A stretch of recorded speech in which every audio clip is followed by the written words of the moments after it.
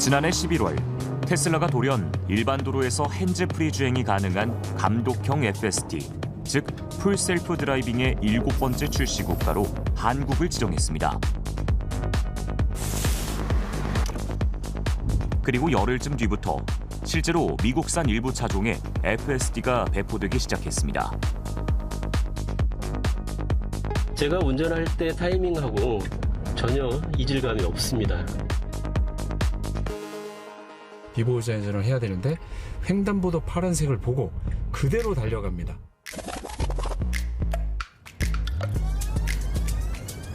좁은 골목길도 눈 내린 고갯마루도 능숙하게 지나갑니다. 3년 전에는 그냥 맑은 날에도 차선도 못 따라 올라갔었는데 지금은 눈이 오는데도 카운터를 치면서 올라옵니다. 완전 자율주행에 미치지 못하는 운전 보조 기술로 규정돼 있지만 이미 자율주행이나 다름없다는 평가가 지배적입니다. 우리나라가 운전자 개입 없는 자율주행의 상용화를 목표로 한 시점은 2027년. 아직 준비되지 않은 상태에서 테슬라에 의해 자율주행 빗장이 풀린 셈입니다. 갑작스럽게 성큼 다가온 자율주행 시대. 우리 기술은 어디쯤 달리고 있을까요?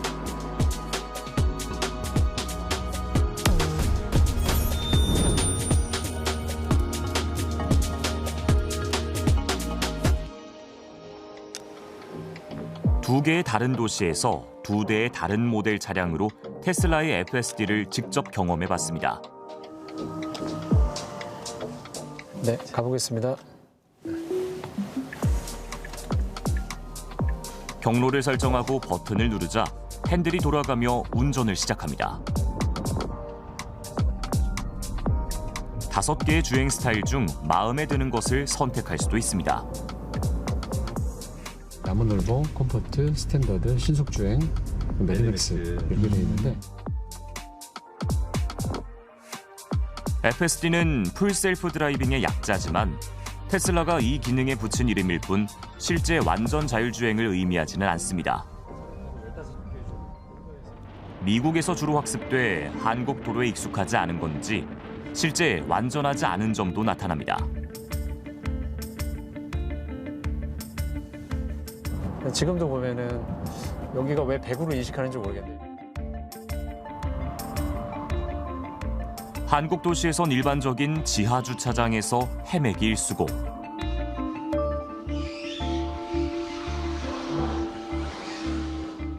한국은 주거 환경도 아파트 지하 주차장 그리고 뭐 이런 쇼핑몰 같은 경우도 대부분 다 지하로 돼 있으니까 그런 부분은 좀 많이 다르죠, 미국하고는.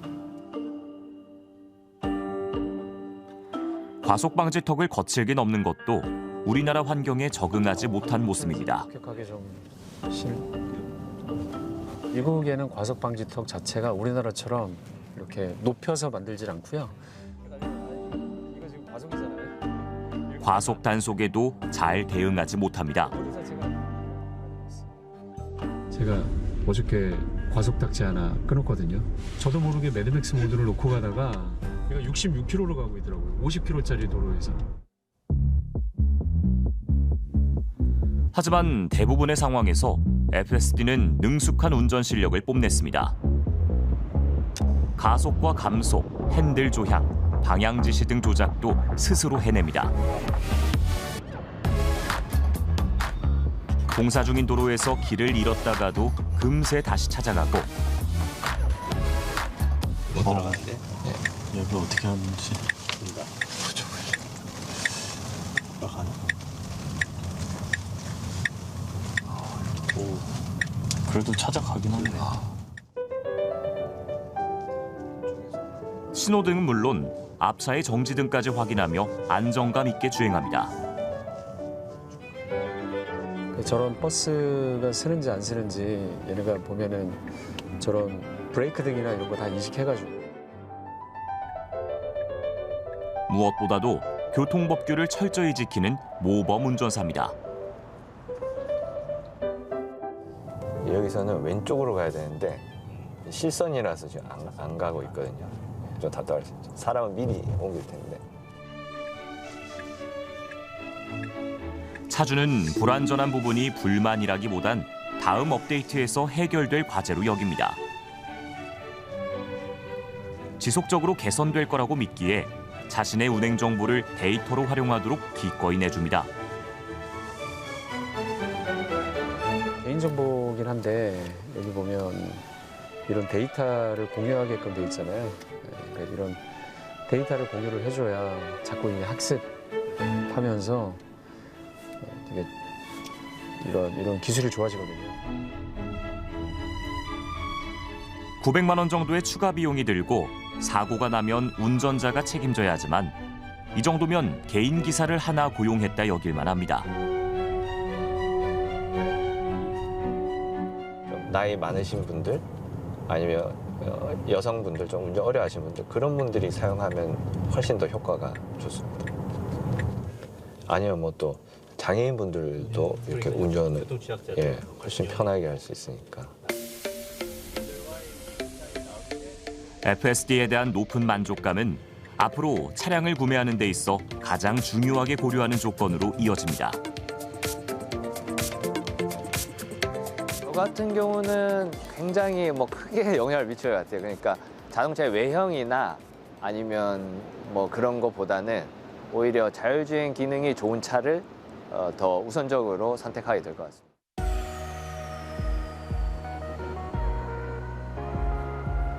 비슷한 시기 GM도 자체 자율주행 기술인 슈퍼크루즈가 탑재된 차량을 국내에 출시했습니다.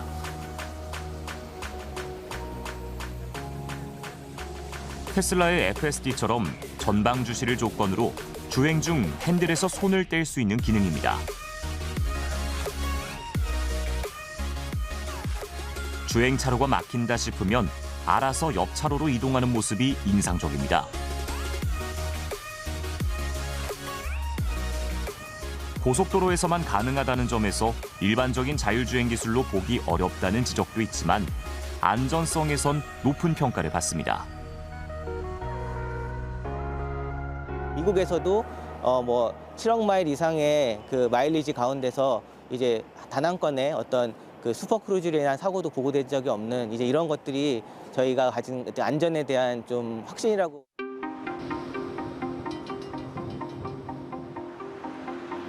슈퍼크루즈와 FSD는 각각 규칙 기반 방식과 엔드-투-엔드 방식으로 기술 방식이 다릅니다.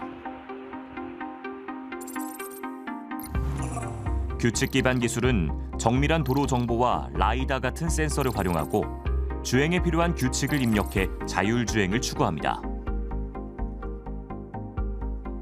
엔드-투-엔드, E2E는 많은 사람의 운전 행태를 데이터로 모아 학습한 뒤 이를 모방해 자율주행에 이르는 인공지능 기술입니다.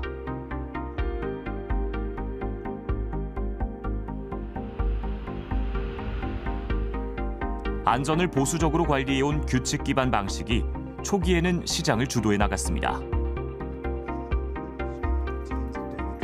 하지만 인공지능의 비약적인 발전과 함께 테슬라 기술이 성장하면서 흐름이 바뀌었습니다.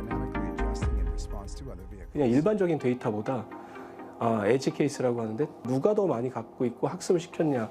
테슬라 같은 경우에는 자기들이 차를 판매하면서 그 데이터를 무상으로 제공받는, 오히려 돈을 주고 팔면서 무상으로 제공받는, 그러면서 데이터량을 굉장히 늘린 그런 상황이 된 거죠. 그거는 앞으로도 제가 볼 땐 그 격차가 더 벌어질 수 있지 않을까. 자율주행 차량 사고가 줄긴 했어도 끊이지는 않아 안전에 대한 우려는 여전히 제기되고 있습니다. 사람 운전 수준보다는 좀 더 평균적으로 볼 때는 높을 수 있습니다. 근데 보통은 사망사고나 좀 위험한 사고를 일반 운전자들이 그렇게 자주 겪진 않거든요. 통계적인 어떤 사고 확률보다는 그 일반 운전자의 사고 통계 기준보다는 훨씬 높은 그런 수준으로 자율주행이 돼야 의미가 있는 걸로 보여지고요. 중국은 최근 자율주행 기술을 빠르게 발전시키고 있는 곳입니다. 미국 같은 경우에는 이제 사고가 한번 나서 1년 동안 전 자율주행차가 스탑된 적이 있었습니다. 그리고 나서 이제 다시 풀렸는데 중국은 사고가 나도 사고 처리를 이제 교통사고처럼 해주고 바로 이제 운행할 수 있게 그런 제도적으로 그렇게 지원을, 그게 이제 지원인 거죠. 그러다 보니까는 이제 중국 기업들이 계속 공격적으로 투자할 수 있었던 거고. 베이징과 우한 등의 도시에서 자율주행 택시 서비스를 상용화하는 등 이미 기술적으로는 미국에 앞선다는 평가도 나옵니다. 중국 자율주행 기술의 국내 진출도 눈앞에 다가왔습니다.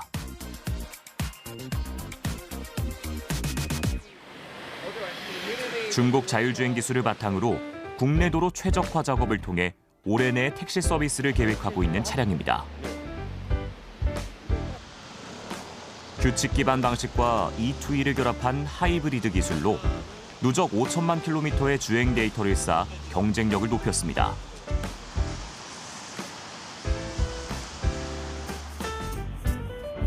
비가 내리는 혼잡한 도로에서도 사람의 개입 없이 안정적인 주행을 해냅니다. 차선 변경도 망설임 없이 하고 좁은 길에서 마주오는 차량을 피해 능숙하게 빠져나갈 줄도 압니다.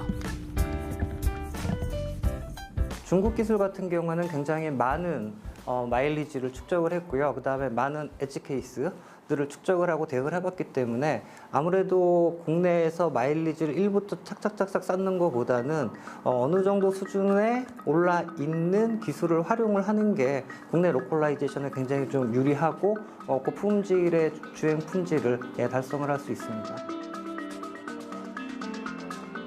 미국이 완성차를 통해 한국 자율주행 시장에 진입했다면 중국은 서비스를 통해 한국 시장 문을 두드리고 있는 겁니다.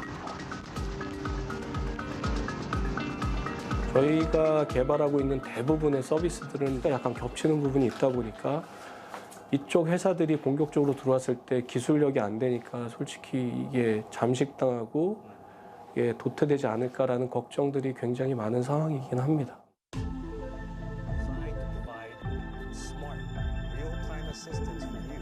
2023년 고속도로에서의 자율주행 HDP를 선보이겠다던 현대차 그룹. 완성도 부족으로 이 계획은 무기한 연기됐고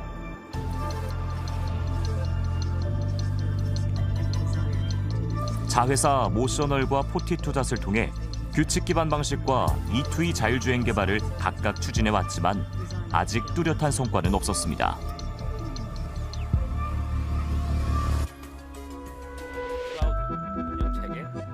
테슬라 FSD가 국내에 배포된 시점과 맞물려 포티투닷의 대표가 돌연 물러나며 어수선한 상황이 되기도 했습니다. 이후 시험 중인 자율주행 영상을 공개했는데 포티투닷의 기술 완성도는 여전히 베일에 가려져 있습니다. 우리나라 자율주행 시장에 들어와서 얼마나 많은 데이터를 가져갔냐라고 봤을 때는 상암의 진짜 일부 몇 블록 그리고 청계천 이 정도 운영하는 거 외에는 솔직히 그 포티투닷이 뭐 지자체라든지 이런 저희 R&D라든지 이런 데에 적극적으로 참여해서 본인들의 데이터를 늘려서 학습하려고 하는 거는 보진 못했거든요. 스타트업의 기술력은 어떨까? 서울 강남 일대의 심야 자율주행 택시는 1년여의 시험 운행을 바탕으로 올해 상용 서비스를 앞두고 있습니다. 서울시에서는 좀 더 확장을 할 계획을 가지고 있었고 저희도 이제 거기에 맞춰서 좀 더 무인 기술을 만들기 위한 그런 확대 계획을 가지고 있습니다. 자율주행 버스도 일부 지역에서 승객들을 만나고 있고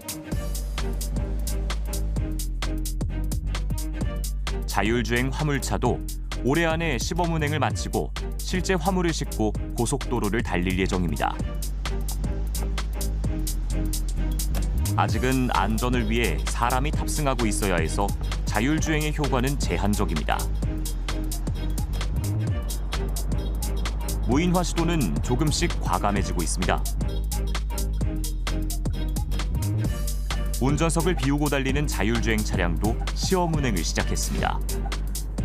기술력을 높여야 되는 게 이제 첫 번째고, 그렇게 하려면은 저희도 지금 한 대를 하고 있지만 좀 더 많은 차량을 운행을 해야 되는데, 많은 차량을 구축하고 운영을 하는데 정말 많은 비용이 듭니다. 그러다 보니까 좀 많이 하기가 어려운 경우가 있는데.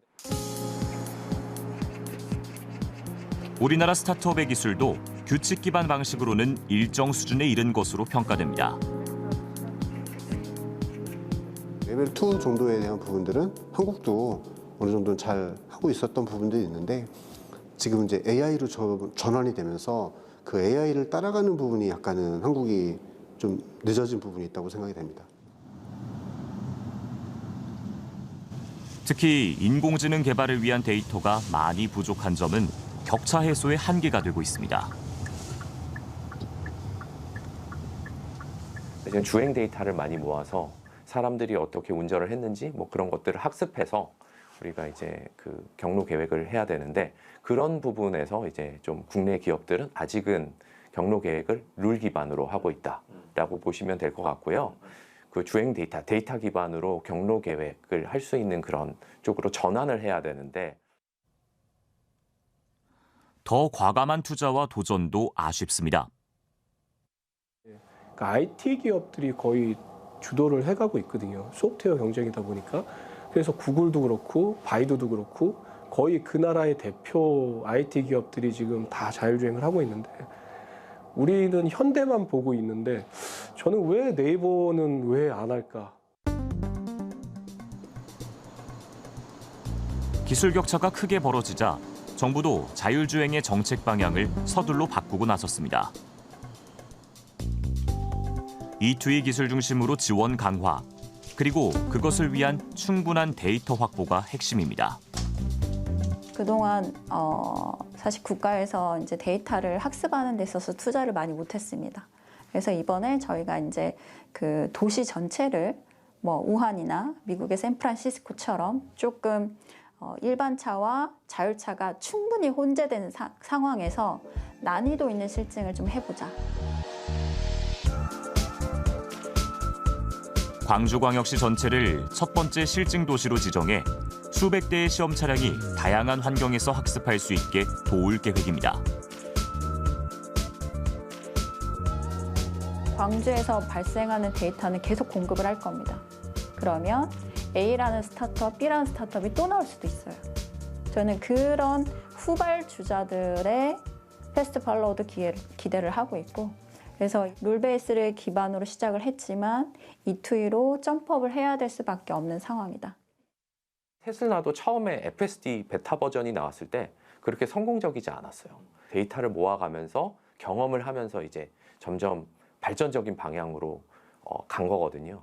그래서 그거랑 비슷하게 우리도 데이터를 학습할 수 있는 어떤 그 기반을 잘 구축해 놓고 계속 데이터를 모아가면은 결국은 이제 테슬라 수준으로 올라갈 수 있을 거라고. 그 과정에서 앞서 다른 나라들이 지나쳤던 시행착오도 겪게 될 것입니다. 목표를 빠르게 이뤄야 하는 만큼 시행착오 과정에서 관대한 시선과 응원도 필요합니다. 미국에 이제 무인 자율차가 잘 다니고 있지만 처음에 3, 4년 전에는 출퇴근 시간에는 좀 안 다녔으면 좋겠다라고 사람들이 생각한다거나 뭐 그런 경우도 있었고, 세상이 바뀌어가는구나라고 해서 응원해주는 분들이 있었던 것처럼 뭐 국내에도 당연히 있을 것이라고 생각하고. 이미 시작된 자율주행 레이스, 따라잡을 수 있는 시간이 많이 남지 않았습니다.